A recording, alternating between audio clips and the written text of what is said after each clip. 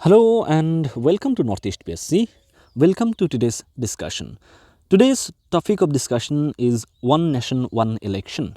तो हिंदुस्तान की जो सरकार है इनको काफ़ी लंबे समय से ये कोशिश रही है, specially in the last 5 years, कि देश में जो इलेक्शन है, ठीक है, it should happen once in 5 year, ठीक है।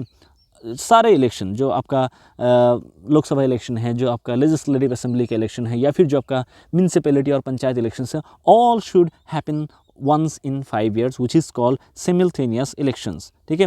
और मौजूदा सरकार में इस तरह की जो आपका स्कीम्स है उसको वन नेशन वन समथिंग कुछ ना कुछ नाम देते हैं, but this is what one nation one election is.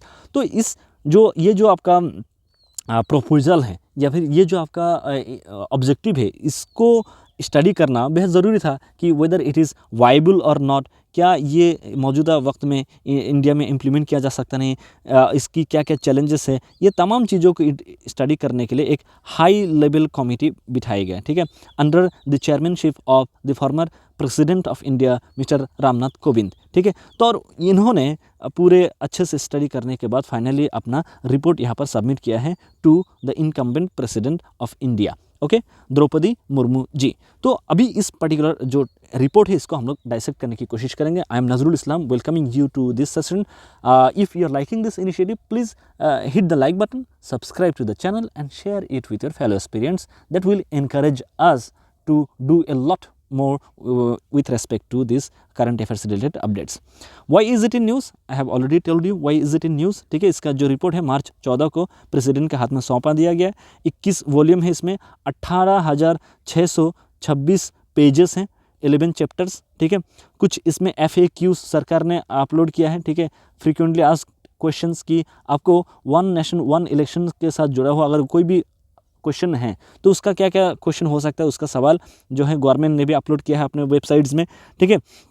और ये इसमें अगर बाकी मेंबर्स की बात करें, श्री अमित शाह जी हैं, यूनियन होम मिनिस्टर, ठीक है। उसके अलावा श्री गुलाम नबी आज़ाद जी जो leader of opposition in Rajya Sabha रहे हैं, NK Singh ji former finance commission का chairman, doctor Subhash C Kashyap former secretary general Lok Sabha, Harish Salve senior advocate, Sanjay Kothari former chief vigilance commissioner, ये सारे लोग मेंबर रहे हैं इस पर्टिकुलर पैनल का। इसके साथ स्पेशल इन्वाइटी कौन रहे हैं? Shri Arjun Ram Meghwal, minister of state for law and justice, and doctor Nitin Chandra was the secretary of this high level committee. तो what is meant by simultaneous elections? तो सिमिल्टेनियस इलेक्शंस का मतलब ये है कि जो लोकसभा इलेक्शन है, लेजिस्लेटिव असेंबली का जो इलेक्शन है, और जो आपका लोकल अर्बन और रूरल लोकल बॉडीज़ का इलेक्शन है, all this elections are happening at the same time. ऐसा नहीं कि ऑन सेम डे, नो, इसकी बात हम नहीं कर रहे, एट द सेम टाइम हो सकता है, जैसे 7 फेजेस में अभी जो जनरल इलेक्शन 2024 का होने जा रहा है, जस्ट लाइक दैट ये सेम टाइम में हो, not on the same date.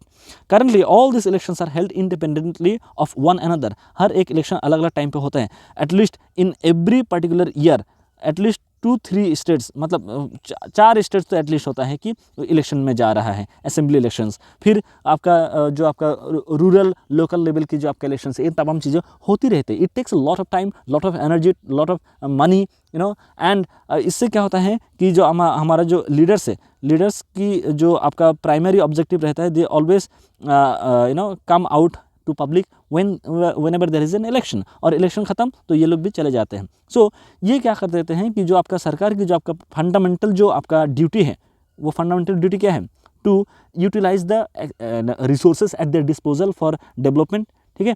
वो जो डेवलपमेंट से रिलेटेड जो आपका एक्टिविटी है, ये क्या हो जाता है, आपका साइडलाइन हो जाता है। ये सारे चैलेंजेस एग्जिस्ट करती हैं जो मल्टीपल इलेक्शंस हैं उसकी वजह से। तो Is it for the first time this simultaneous elections happening in India? The answer is no. पहले भी हो रखा है। 1957 की अगर हम बात करें, उस टाइम 7 स्टेट्स में आपका क्या होता है, इलेक्शंस सिमिल्टेनियसली हुआ था। बिहार, बॉम्बे, मद्रास, मैसूर, पंजाब, उत्तर प्रदेश एंड वेस्ट बंगाल, ठीक है।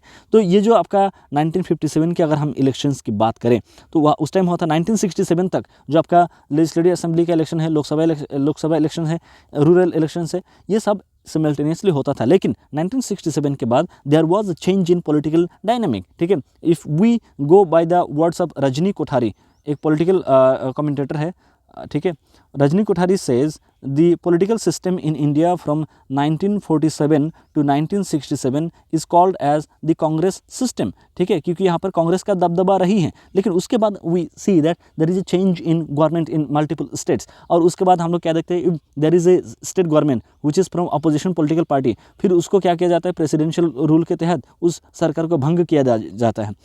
And these things lead to the disruption of this one nation one election concept और the simultaneous election का concept। उसके बाद कई सारे जो आपका इलेक्शन कमीशन के जो आपका लोग रहे हैं, they also recommended कि there should be simultaneous election। उससे काफ़ी हमारे जो डेवलपमेंटल एक्टिविटीज़ है उसमें एक काफ़ी पॉजिटिव थ्रस्ट मिलेगी, और बहुत सारे अलग अलग पैनल ने ये चीज़ें ओवर द ईयर्स सजेस्ट किया है। बट 2014 से जब से मिस्टर मोदी जी की जो सरकार आई है, तब से ये जो आपका इम्पेटस है with respect to this particular topic, वो थोड़ा सा और ज़्यादा मोमेंटम गेन किया। ठीक है, तो जो हाई लेवल कमेटी का जो रिपोर्ट है, the country now sees 5 to 6 elections in a year, हर साल में 5-6 इलेक्शंस होता ही होता है। ठीक है, अगर हम लोग म्यूनसिपैलिटीज़ और पंचायत को भी जोड़ दे तो ये नंबर बहुत ज़्यादा हो जाता है। सो ये सारे क्या करता है, it puts so much challenges in front of voters as well, और ऑल्सो ऑफिशियल्स के सामने जो लोग इलेक्शंस कंडक्ट करवाती हैं। ठीक है, तो सिमल्टेनियस इलेक्शंस की ज़रूरत क्या है, अगर इसके हम बात करें, पहली बात तो ये है कि फ्रीक्वेंट इलेक्शंस, बार बार अगर इलेक्शंस हो गए, it puts a lot of burden on the government exchequer. ठीक है, गवर्नमेंट का भी बहुत ज़्यादा जो आपका मनी है वो एक्सपेंडिचर, वो खर्चा हो जाता है, विच इज़ ड्यूली और ideally should be spend for developmental projects. ठीक है, सबसे बड़ा चैलेंज तो ये है। दूसरा क्या है, जो एसिंक्रोनस इलेक्शन है, सिंक्रोनस नहीं है, जो मतलब मल्टीपल इलेक्शंस अगर होता है, it leads to uncertainty, instability. ठीक है, और जो आप स्कीम लॉन्च कर रहे हैं, ठीक है, स्कीम लॉन्च कर रहे हैं, वो क्या करता है, आपका मॉडल कोड ऑफ कंडक्ट आ जाता है। जब भी कोई इलेक्शन आ जाता है, मॉडल कंडक्ट आ जाता है, और उसमें आप कोई नए स्कीम्स नहीं इंट्रोड्यूस कर पाते हैं, या फिर जो भी डेवलपमेंटल प्रोजेक्ट्स हैं वो थ्वार्ट हो जाता है। ठीक है, तो ये सारे चीज़ें होती है। इसके अलावा disruptions of government machinery due to asynchronous elections, और इसके वजह से सिटीजन्स को भी तकलीफ होती है।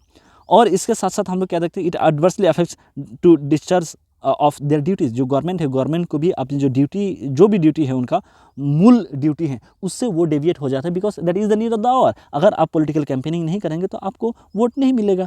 ठीक है, तो दे गो हेवीली कैंपेनिंग, और ये जो गवर्नमेंट का जो डेवलपमेंटल प्रोजेक्ट है वो सब धरा का धरा रह जाता है। अब 18 घंटा काम करे, 20 घंटा काम करे दिन में, मायने नहीं रखता है, but you are doing it for your own party. और ऐसा नहीं है कि सिर्फ एक पॉलिटिकल पार्टी की बात है, हर कोई करता है, जो भी पॉलिटिकल पार्टी पावर में रहेगा वैसे ही करेंगे। So this is where the promise made to the citizen, the promise made to the citizen that gets compromised, so ये सारी चीज़ें यहाँ पर बताया गया है। पॉलिसी पैरालिसिस होती है। Staggered elections induce voters fatigue, बार बार जब इलेक्शन होगा, वोटर भी बोलेगा कि यार मन नहीं कर रहा है। ठीक है, for example many voters are there who stay abroad. ठीक है, मतलब कि या फिर आउटसाइड द स्टेट। ठीक है, वो सारे लोग बार बार घर थोड़ी आएंगे इलेक्शन में पार्टिसिपेट करने के लिए। For instance I stay in Telangana, तो उसके वजह से मैं जब भी इलेक्शन होगा, क्या मैं बार बार घर आ पाऊँगा? The answer is no. ठीक है, so these are the things that was there in front of the election commissioner, in front of the government, and these things were needed to be changed. This is what government has said. तो ये जो report आई है government के, जो अभी जो panel बिठाई गई थी, इस पैनल की रिकमेंडेशंस को सुनते हैं। इन्होंने बोला कि जो 1967 तक जो सिमल्टेनियस इलेक्शंस हो रहा था, उसको आप क्या करें, रजिस्टर करें। That is the first thing that you should do. Second thing क्या है, 2 स्टेप अप्रोच। पहले आप क्या करें, जो Lok Sabha election plus Lok Sabha election और लेजिस्लेटिव असेंबली के इलेक्शन से ये आप साथ साथ लाए। ठीक है, उसके 100 दिन के बाद, ठीक है, विदिन 100 डेज आप जो है आपका रूरल लेवल के जो आपका पंचायत इलेक्शन है, ठीक है, या फिर जो आपका म्यूनसिपैलिटीज़ के इलेक्शन है वो लाए। और जैसे ही नया जनरल इलेक्शन हो गया, उसका जब पहला सिटिंग होगा, उस दिन से आप क्या करें, नया 5 ईयर का ड्यूरेशन का डेट को वहाँ से डिसाइड करें।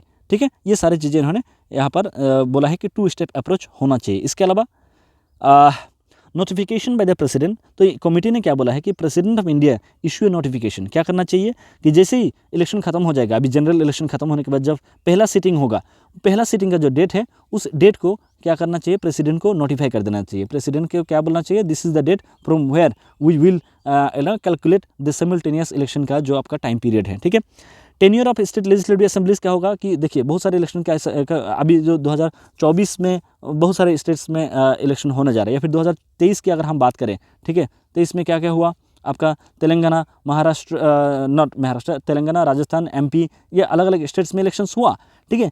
अगर अब 2024 से ही आप क्या करें, सिमल्टेनियस इलेक्शंस की बात करें, ठीक है, तो ये सारे जो स्टेट्स है जो एक साल भी नहीं हुआ, इन लोगों का टेन्योर कुछ का टेन्योर क्या होगा, इंक्रीज होगा, कुछ का टेन्योर डिक्रीज होगा।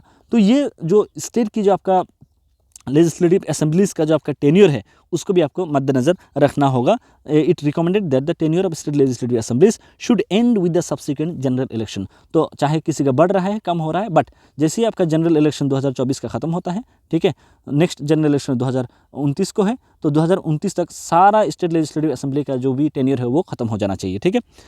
और इसको इम्प्लीमेंट करने के लिए there should be an implementation group जो कि इफेक्टिवली इसका इम्प्लीमेंटेशन को क्या कर पाए, ओवरलुक कर पाए, ताकि इसमें कोई डिस्क्रिपेंसी ना हो। ये सारे जो आपका रिकमेंडेशन है उसको इम्प्लीमेंट करने में कोई डिस्क्रिपेंसी ना हो। कॉन्स्टिट्यूशनल अमेंडमेंट्स की अगर हम बात करें, कुछ कॉन्स्टिट्यूशनल अमेंडमेंट करना पड़ेगा, आर्टिकल 324A, ठीक है, उसके अलावा आर्टिकल 325, इन तमाम जो आर्टिकल्स है उसमें आपको चेंजेस लाना पड़ेगा, ठीक है, for a single electoral roll and electors photo identity card, ये सारी चीज़ें भी प्रपोज किया गया है through this particular group.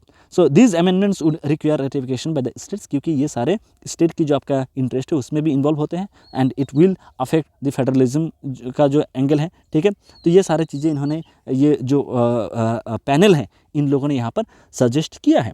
Handling emergencies, आप मान लीजिए कि कभी क्या हो गया, हंग असेंबली आ गया, हंग हाउस हो गया, तो वैसे में कोई भी, या फिर नो कॉन्फिडेंस मोशन हो गया, ठीक है, तो फिर क्या होगा, ठीक है। आप तो साइमल्टेनियस इलेक्शंस की बात कर दिया, लेकिन आप मान लीजिए कोई पॉलिटिकल पार्टी को मेजोरिटी नहीं मिला, या फिर किसी पॉलिटिकल पार्टी के खिलाफ नो कॉन्फिडेंस मोशन चला दिया एंड दे लूज, फिर क्या होगा, तो इन्होंने सपोर्ट किया, बोला है कि there should be a fresh election, नया गवर्नमेंट बनाने के लिए there should be a fresh elections. और कॉन्स्टिट्यूशनल अमेंडमेंट बिल जो है, it should be introduce for necessary amendments without requiring ratification by the states. जो आपका स्पेशल अगर आप कॉन्स्टिट्यूशनल अमेंडमेंट्स करने जा रहे हैं, कुछ अमेंडमेंट ऐसा करें जहाँ पर स्टेट की जो आपका इन्वॉल्वमेंट है उसका मतलब अवॉइड किया जा सके, ठीक है, क्योंकि स्टेट के इन्वॉल्वमेंट होने से एक तो टाइम ज़्यादा लगेगा और वो थोड़ा सा मतलब कॉम्प्लेक्स हो जाता है, फेडरलिज्म का जो कॉन्सेप्ट है वहाँ पर आ जाता है, स्टेट की ऑटोनॉमी, ये सारी चीज़ें आ जाता है। सो जो आपके अंडर में, जो यूनियन लिस्ट के अंडर में, यूनियन के अंडर में जितना पावर है, ठीक है, या फिर जो कॉन्स्टिट्यूशनल प्रोविजन जिसमें